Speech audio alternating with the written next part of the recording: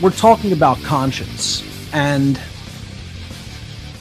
the definitive knowledge between the difference between right and wrong. We really covered this extensively on the section where we covered natural law as what needs to be the ultimate foundation for enacting any solution in the world.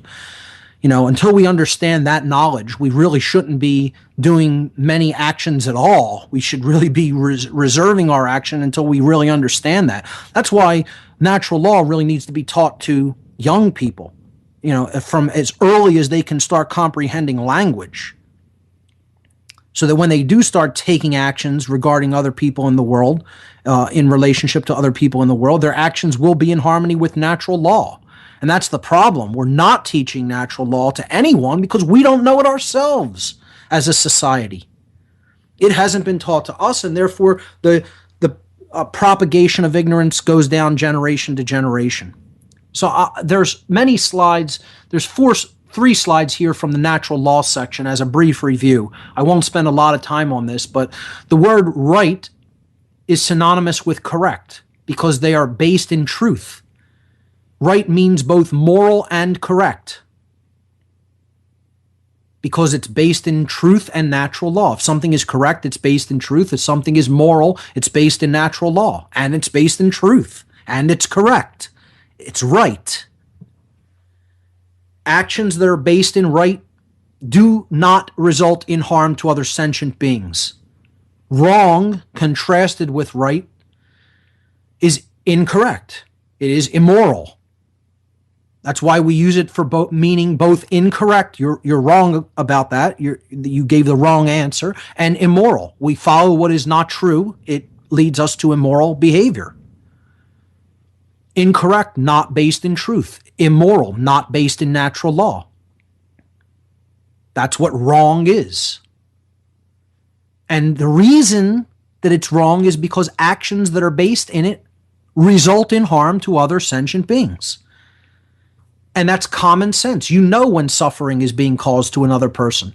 And if there's no suffering being caused to another living being that has provable result of harm that has been done to them, then there's no wrong action that has been done, and someone has a right to take that action.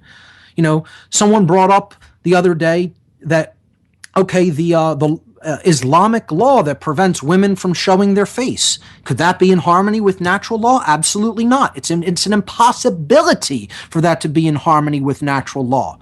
Is it a right or not for a woman to show her face to someone else in public? Of course it is a right. Why is that a universal right? It doesn't matter what a religion says about it. It doesn't matter what a government says about it. It doesn't matter what any individual says about it. At all times, all places in the universe, you are allowed to bare your face in public. Why is it a right? Because you're not harming someone else as a result of that behavior. So let's look at smoking marijuana for an example. Is that a right or is it not a right? It is universally, 100%, unequivocally, at all times and places in the entire universe, a right. Why? Well, one, because you're doing it to you.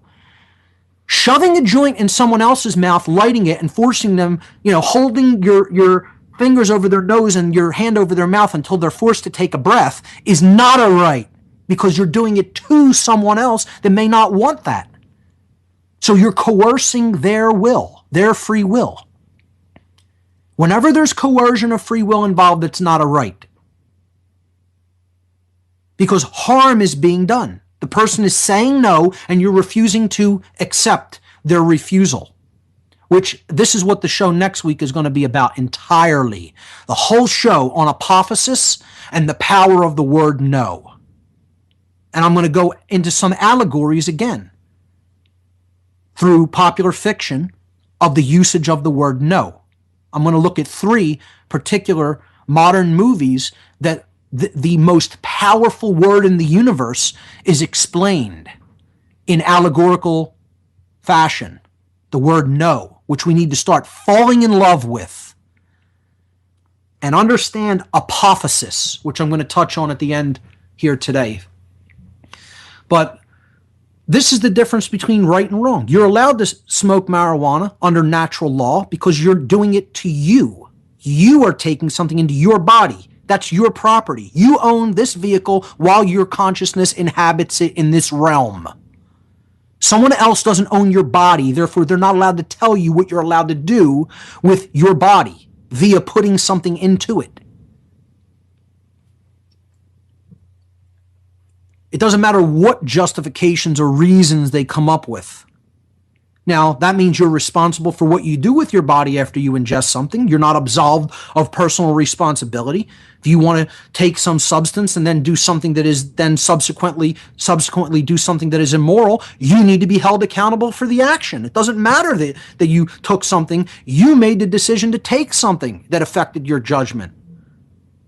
And then you did the action, so you're accountable for it under natural law. So, understand what natural law is. This is slide number 15. A living being must be harmed or defrauded in order for a violation of natural law rights to have taken place. And rights that do not exist for an individual can never be granted by man's law to any other individual or any group of individuals.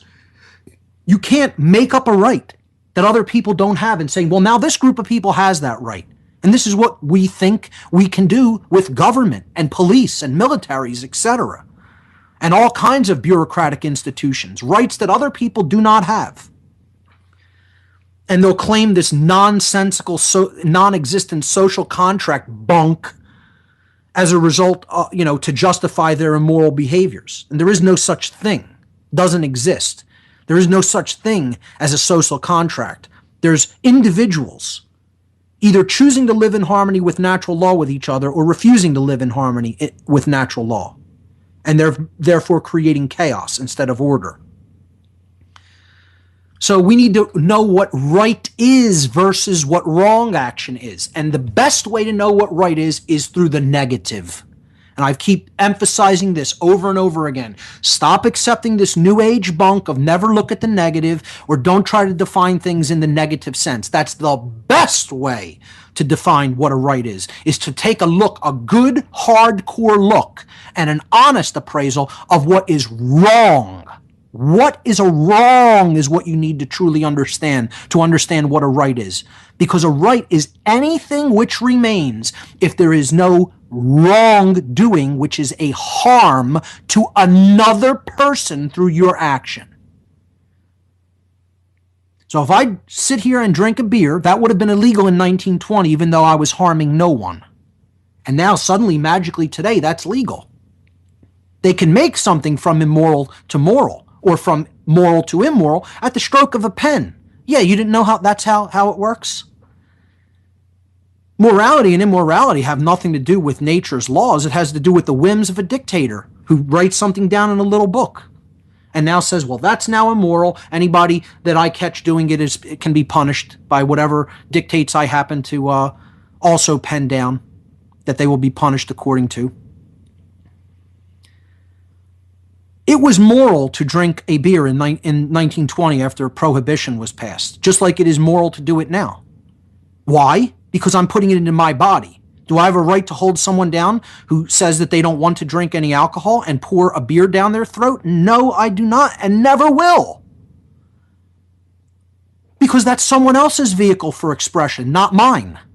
It's all about ownership and the understanding of self-ownership. And look, we've covered this extensively in the section on natural law, which I encourage everybody to go back in the podcast and listen to it again. Even if you heard it once, for those who haven't heard it, you need to go and listen to that material. This is just a quick review. I believe it was in the 70s up through the 80s is where I covered, or the 60s up through into the 70s, something like that, in the podcast section. Natural law holds true regardless of population. You know, people think, oh, that works when there's only Chris Everard up next. We all know that Berkey Water Purification